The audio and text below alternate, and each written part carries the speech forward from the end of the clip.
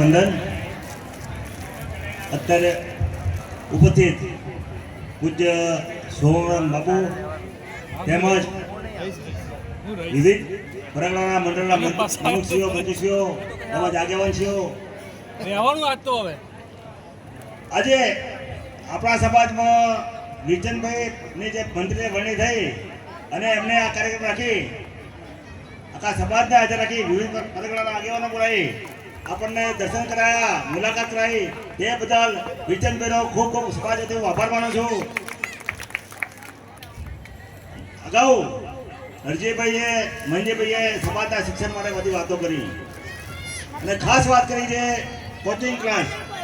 હરજીભાઈ આપણને યાદ છે કે આપણે 2 વર્ષ પહેલા કોચિંગ ક્લાસ પાટણમાં કર્યા એટલે એના પણ દીકરા આવતા હતા. એમાં 15 દીકરી આવતી હતી અને બીજા દીકરા આવતા હતા. એમાં 84 કુલ વિદ્યાર્થીઓ હતા. એમાંથી 18 નોકરી મળી. આપણે વચ્ચે પાટણમાં જાહેરાત કરી હતી કોચિંગ ક્લાસ માટે, પણ દુઃખની વાત આપણે નિઃશુલ્ક વ્યવસ્થા કરીએ છીએ તેમ છતાં પણ આપણા દીકરાઓ એમાં ભાગ લેતા નથી અને ફક્ત 7 કામ આવે એટલે આપણા વર્ષે ચાલુ કરી ન શક્યા.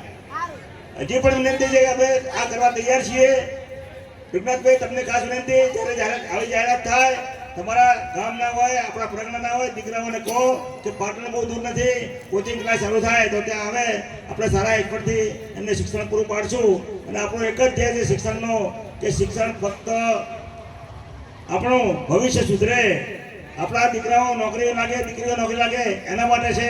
તો આ પ્રોગ્રામમાં બધા હાજરી આપે તેઓ દે એવી તમને વિનંતી કરું છું. સમાજના યુવાનોને ખાસ વિનંતી કે શિક્ષણમાં પૂરું ધ્યાન આપો. અત્યારે હાલ હરીફાઈનો યુગ છે.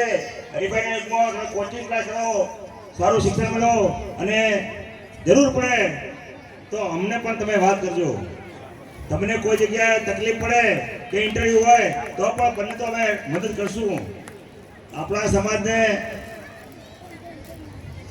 રાજકીય કે એવો કોઈ સરકાર હજી મળતો નથી અને કોઈ એવો નેતૃત્વ આપણી છે નહીં. પણ તેમ છતાં પણ મંજીભાઈ, હરજીભાઈ, ગંગારામભાઈ કે જે બધા છે એ તમે અમને કહેજો તો તમને જરૂરી સહકાર મળશે. હવે વધારે નહીં કહું, મારી વાતને વિરામ બધું બ્રહ્માની વાત કહી.